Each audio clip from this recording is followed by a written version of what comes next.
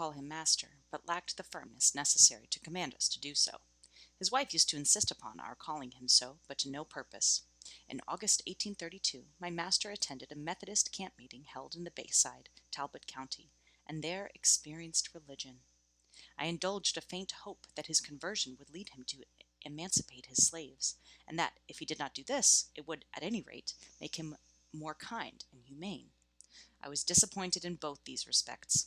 It neither made him to be more humane to his slaves, nor to emancipate them.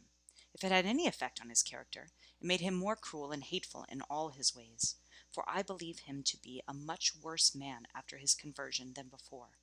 Prior to his conversion, he relied upon his own depravity to shield and sustain him in his savage barbarity, but after his conversion, he found religious sanction and support for his slaveholding cruelty. He made the greatest pretensions to piety. His house was the house of prayer. He prayed morning, noon, and night.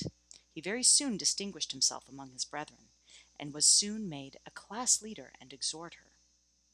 His activity in revivals was great, and he proved himself an instrument in the hands of the church in converting many souls. His house was the preacher's home. They used to take great pleasure in coming there to put up, for while he starved us, he stuffed them. We have had 3 or 4 preachers there at a time. The names of those who used to come most frequently while I lived there were Mr. Storks, Mr. Ewery, Mr. Humphrey, and Mr. Hickey.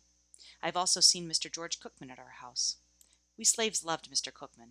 We believed him to be a good man. We thought him instrumental in getting Mr. Samuel Harrison, a very rich slaveholder, to emancipate his slaves, and by some means got the impression that he was laboring to effect the emancipation of all the slaves.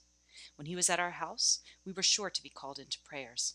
When the others were there, we were sometimes called in, and sometimes not. Mr. Cookman took more notice of us than either of the other ministers. He could not come among us without betraying his sympathy for us, and, stupid as we were, we had the sagacity to see it.